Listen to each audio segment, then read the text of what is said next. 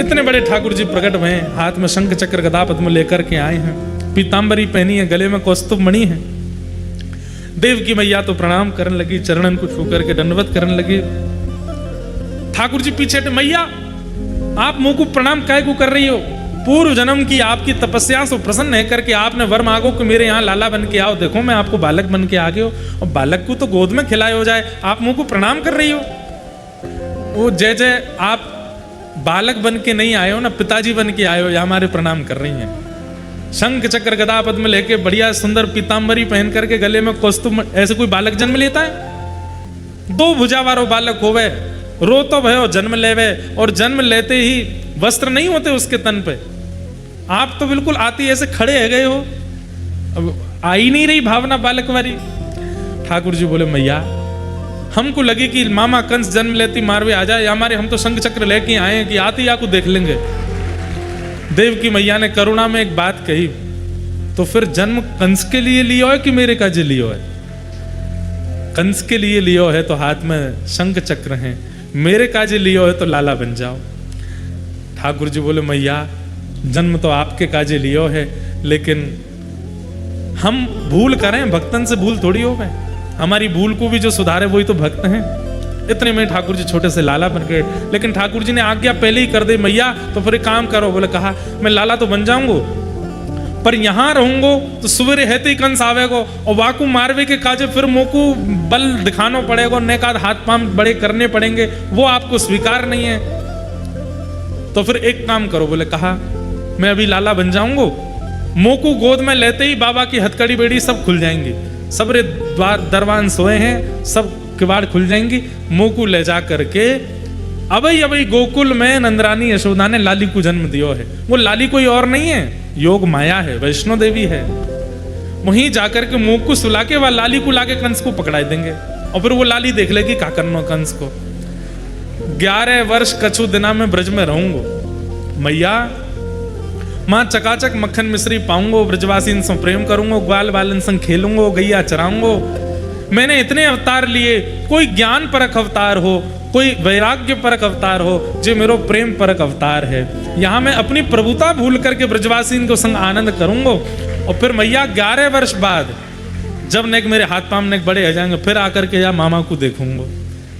आपको 11 वर्ष को वियोग सहनो पड़ेगा। देव की मैया नेत्र सजल हो गए कि ठाकुर जी जन्म लेते ही जा रहे हैं। लेकिन फिर ठाकुर जी बोले मैया वाके बाद 100 वर्ष से अधिक तक मैं आपके पास ही रहूंगा, आप चिंता मत करो, कछु साल के लिए मुझको जानो पड़ेगा। देव की मैया ठाकुर जी को जैसे ही हाथ में लिया, वसुदेव जी की हथकड़ी बेड़ी सब खुल गई, एक डलिया में लेकर के निकल पड़े गोकुल की ओर। बीच में यमुना जी पड़ी, यमुना जी ने मार्ग प्रदान किया, गोकुल पहुंचे। गोकुल में भी सब गहरी नींद में सोए हैं। नंदरानी यशोदा जी के बगल में नेक्सी सी लाली, वाक की जगह ठाकुर जी को लिटाई करके लाली को लेके वापस आए गए। वापस आकर के लाली ने रोना शुरू किया, सब दरबान उठ गए, कंस उठ करके आयो। बालिका को लेकर के जैसे ही पृथ्वी पर पटका, अष्टभुजी देवी भद्रकाली प्रकट हो गए और कंस को कह दिया, मुझ जैसे निरपराध बालकों को मारता है कंस। अपने शत्रु से कितना बचने का प्रयास किया, लेकिन तेरे शत्रु ने फिर भी जन्म ले लिया, और यहीं जन्म लिया, जन्म लेकर के ब्रज में कहीं विराजमान है। कहां विराजमान है? एक्यूरेट एड्रेस बता जा, कहां है, लोकेशन कौन सी है? यत्रत्ववा, यहां पर योग माया कहती हैं जन्म लिया है 84 कोस में, पर कहां लिया है ये नहीं बताऊंगा। अब तो ढूंढ ले कहां लिया है। कंस ने राक्षसों की टोली बुलाई, ढूंढने लगे कहां है ठाकुर जी, लेकिन यहां तो ब्रज में आनंद आविवारो है। नंदा सुनंदा 2 बहन हैं नंद बाबा की। आज सवेरे उठते ही बोली, अरे आज कैसो सूर्योदय भयो? बोले क्यों? सब ब्रजवासी सो रहे हैं अभी तक, ब्रह्म बेला में उठवे वारे सब ब्रजवासी अभी तक सो रहे हैं। नंद बाबा ना दिख रहे, नंदरानी ना दिख रही, कहां गए सब? अरे कहीं ऐसा तो ना रात में कछु भयो हो, हमारी भाभी नंदरानी अभी अंतिम महीना ही चल रहा है, कहीं ऐसा तो नहीं रात में जन्म ली हो, यही मारे बाहर नहीं आई, चल के नंदालय में देख के आमे। भीतर जैसे ही गए तो नंदरानी गहरी निद्रा में सोई हैं, सब सहचरी सखा सब सोए हैं, और बगल में नीलमणि जैसे लाला सोए। पर लाला है कि लाली जे ना पता अभी तक। चदरिया ओढ़ रखी है, केवल मुखमंडल दिख रहा है। नंदा सुनंदा को कैसे लग रहे हैं? बोले ऐसा लग रहा है जैसे कि नील सरोवर, और वह नील सरोवर पर 2 नेत्र कमल धरे हैं, ऐसे सुंदर लाल जी लग रहे हैं। और कहा कर रहे हैं? कुल बुलाए रहे हैं। कुल बुलानो कहते के हैं? छोटे बालक आंख बंद करके सोए रहते हैं पर आवाज से निकालते रहते हैं, हाथ पैर चलाते रहते हैं, ऐसे हो रहे हैं ठाकुर जी, अंगड़ाई ले रहे हैं बीच बीच में। नंदा सुनंदा बोली मुख तो बहुत सुंदर है। अरे नंदा ने चदरिया हटाए के देखता हो कौन है, लाला है कि लाली? अरे जो हो लाली हो तो कहा दिक्कत है? ना ना एक लाला है जाए, फिर भले ही 6 लाली है जाए, एक तो है जाए लाला। वो कहा करेगी लाला को? अरे हम भुआ हैं और भुआन को पूरा अधिकार चले लाला पे, जब चाहेंगी कान पकड़ेंगी, जब चाहेंगी वहां को नचामेंगी, जब चाहेंगी कहीं कछु करेंगी। अब लाली के प्रति तो न कोमलता को भाव आ जाए, बातें ज्यादा डांट ना सके, फटकार ना सके, कान वान ना पकड़ सके, अपने पाम ना छुपा सके। जी लाला होएगा तो या तो अपने पाम दबाए करेंगी, ससुराल ते आए के खूब आनंद करो करेंगी। एक लाला है जाए। नंद बाबा वयोवृद्ध है गए, 9 लाख गैया हैं, इतने संत आमे, कोई एक सेवक तो होना चाहिए ना, एक लाला। अच्छा तो एक काम कर, 21 बार हरिशरणम को जाप करके फिर चदरिया हटाएंगे। हरिशरणम हरिशरणम हरिशरणम हरिशरणम हरिशरणम करके जैसे ही चदरिया हटाई महाराज है गा, जैसे ही है गयो चिल्लाने लगी।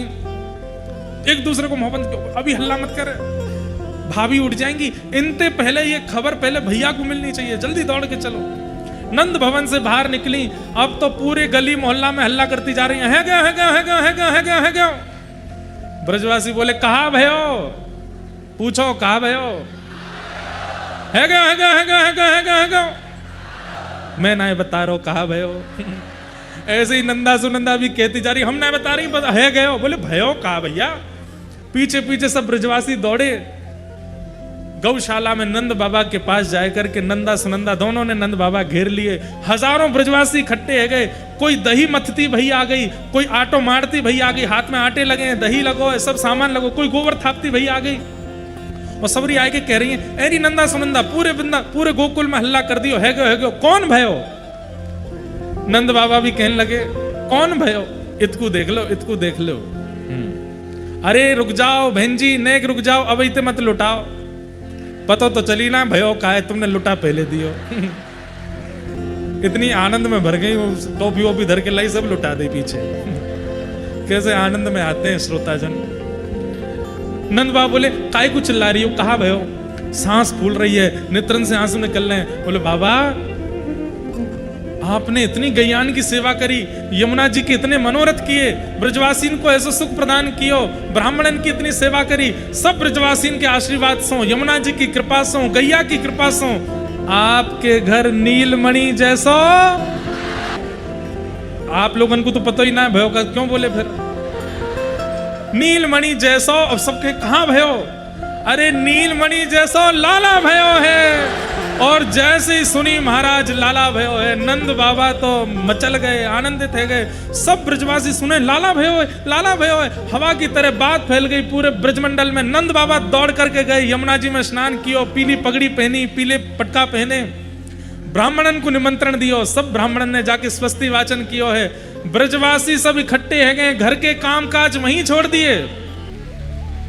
जैसे ही ये खबर पतो चली है कि नंद बाबा के लाला भयो है, तो जाके कान में खबर जावे, वो ऐसो आनंद मना रहा है, ऐसो उत्सव मना रहा है जैसे वही के लाला भयो है का।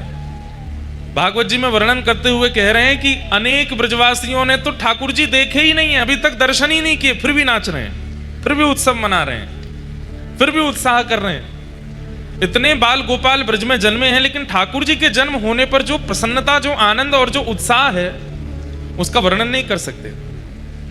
कथा में अब इतनी संख्या में लोग आते हैं, सबको भागवत जी के समीप आने की अनुमति नहीं हो पाती। उसके पीछे कारण है, आपकी सुरक्षा ही है। अब ये सब हटा दिए जाएं, सबको कर दिया जाए, तो फिर आप तो चाहेंगे कि व्यासपीठ को हम स्पर्श करें, पर कोई के ऊपर चढ़ जाओगे, किसी को लग जाएगी, कोई घटना हो जाएगी। इसलिए थोड़ी व्यवस्था रखते हैं कि सब थोड़े आनंद करें। लेकिन फिर भी पीछे खड़े हुए व्यक्ति भी जब नंद आनंद उत्सव मनाते हैं तो उनको भी सुख मिल रहा है। जिनको बैठने की जगह नहीं मिली वो बाहर खड़े होकर के सुख ले रहे हैं, छतरी में खड़े होकर के सुख ले रहे हैं। सोचिए, ये सामान्य आज की स्थिति में हम लोगों को इतना सुख मिल रहा है। जिस समय ठाकुर जी प्रकट भय होंगे ब्रजमंडल में, वह समय स्थिति कहा भाई, अवाद्यंत विचित्राणी वादित्राणी महोत्सवे, जो वाद्य बजाने के नहीं होते उनको भी बजा रहे हैं और ब्रजवासी सब आनंद मना रहे हैं। कोई अपने हाथ में शंख बना करके शंख की ध्वनि निकाल रहा है, कोई अपना मुख फुला करके गाल ही बजा रहा है, कोई किसी के कंधा पे बैठ करके सिर बजा रहा है, कोई को बहुत बड़ा पेट है तो वह पेट ही बजा रहे हैं, थाली बजा रहे हैं, कांसे बजा रहे हैं, कटोरी बजा रहे हैं, जो हाथ पड़ रहे हो सब बजा रहे हैं और नाच रहे हैं, गा रहे हैं, नंद घर आनंद भयो जय कन्हैया लाल की। अपने हर ब्रजवासी ने अपने घर के बाहर कदली वृक्ष लगाए हैं, केले के वृक्ष, अपने घर के बाहर चौक पुरा रहे हैं, ब्राह्मणों को बुला करके वेद मंत्र ध्वनि अपने घरों में करवा रहे हैं। ब्राह्मण भी पूछ रहे हैं, बोले लाला नंद बाबा के भयो आप काहे को करवा रहे हो? बोले पता हो ना, जब ते ये लाला भयो नंद जी को, तब ते वायु में ही आनंद आ गयो है, तब ते सूर्य चंद्र की किरण में ही आनंद आ गयो है। ऐसा लग रहा है कि जातना ते लाला भयो, बस कितनो प्रेम ते रो लें, कितनो नाच लें, कितनो हंस लें, ऐसी स्थिति हो गई है और सब ब्रजवासी आनंद कर रहे हैं। यशोदा मैया ने कितने दिनों तक तो लाल जी का मुखमंडल नहीं दिखाया किसी को भी। क्यों? मेरे हृदय को लाला है, मेरो नीलमणि है, मैं कोई को काय को दिखाऊं? नंद बाबा ने प्रार्थना करी, अरे यशोदा ये सब ब्रजवासी खड़े हैं, सब देखवे के काजी आए लाला को। नंद रानी यशोदा लेकर के गई, अटारी पर जाकर के जैसे ही गोद में लाला लेके आई, ब्रजवासी हल्ला करने लगे, जय जयकार करने लगे, मैया मुखमंडल दिखाई दे। मैया ने मुख नहीं दिखायो, नेक वस्त्र हटाए के लाला के चरण दिखाए। बस चरण देख करके ही ब्रजवासी इतने आनंदित है गए, मैया या लाला के चरण इतने कोमल, इतने सुंदर लग रहे हैं, या को मुखमंडल कितना सुंदर होएगा, नेक दिखाए दे। मैया बोली नजर लग जाएगी, अभी ना दिखाई रही। 6 दिन तक ठाकुर जी का मुख नहीं देखा किसी ने, यशोदा मैया दिखाई नहीं रही है। तब योजना बना करके ठाकुर जी ने पूतना बुलवाई और पूतना जैसे ही आई तो सबको कथा पता है कि पूतना का जैसे पयोधर पान किया, विशाल हो गई, तो नंद भवन से बाहर अपने आप ठाकुर जी आ गए और जैसे ही पूतना के पयोधर को पीते हुए ठाकुर जी बाहर पधारे, विशाल पूतना का स्वरूप हो गया। 84 कोस में दूर दूर तक सबने ठाकुर जी के दर्शन कर लिए, सबको लाल जी दिखाई दे गए। ऐसे ठाकुर जी दिखे। बाद ना पहली बार ठाकुर जी निकले। छठ पूजा जिस दिन थी, ठाकुर जी की छठी पूजी गई, उसी दिन ठाकुर जी के दर्शन सबको भये। इसलिए नाथद्वारा में और कई जगह छठ उत्सव और सुंदर मनाते हैं ठाकुर जी का, क्योंकि आज प्रथम दर्शन भये लाल जी के। नाथद्वारा में और हमारे पुष्टि मार्ग के कई स्थानों पर तो छठ उत्सव ठाकुर जी का जन्माष्टमी से एक दिन पहले करते हैं। आज जन्माष्टमी है, मानो कल जन्माष्टमी है, तो आज छठी उत्सव आज करेंगे। उल्टी रीति भाई, जन्माष्टमी के 6 दिन बाद छठी होनी चाहिए, पहले एक दिन कैसे हो जाता है? तब आचार्य चरण कहते हैं, बोले इतना उत्सव मनो ब्रजमंडल में कि मैया भूल गई लाला की छठी पूजनो। जब जन्माष्टमी दोबारा आई तब कोई वयोवृद्ध ने आके बताई, मैया कल लाला 1 वर्ष को है जाएगो। अरे कल तो अष्टमी है। बोले हाँ, लेकिन मैया तुमने लाला की छठी तो पूजी नहीं। तो मैया बोली अब कहा करूं? बोले आज पूज लो, कल लाला 1 वर्ष को होएगो, आज पूजो। वाह प्रणाली सो आज तक पुष्टि मार्ग में कई स्थानों पर एक दिन पहले छठी पूजा लाला की। अनेक भाव है, लेकिन हमारे व्रज को एक बहुत सुंदर भाव है। कहा वृषभानु बाबा और नंद बाबा ये दोनों बचपन के सखा हैं, बाल सखा हैं, किशोरी जी के पिताजी और लाल जी के पिताजी। और ये दोनों जमुना जी स्नान करवे जामे और एक दूसरे के हाथ पकड़ करके जमुना जी में गोते लगामे और हर गोता में कहें हमारो तुम्हारो प्रेम बनो रहे, हमारे परिवार को प्रेम बनो रहे। नंद बाबा कहें तुम्हारो बरसानो खूब आनंद करे, वृषभानु बाबा कहें तुम्हारो नंदगाम गोकुल खूब आनंद करे।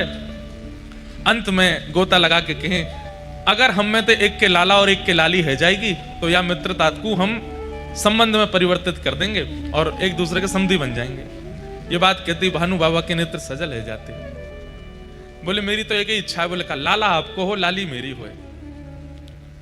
मोहे तो लाली को पिता बननो है। बंधुओं, ये वृषभानु जी कौन है पता है आपको? सूर्य ही वृषभानु बाबा बनकर के आए हैं। प्रसंग आता है कि जब भगवान ने मोहिनी रूप धारण किया, मोहिनी रूप क्यों धारण किया है तो पता है सबको? क्योंकि समुद्र मंथन में अमृत निकला था, उसको लेकर के दैत्य भाग गए, तो भगवान ने कहा कि इनको रिझाने लुभाने के लिए हमको लाली बनना पड़ेगा।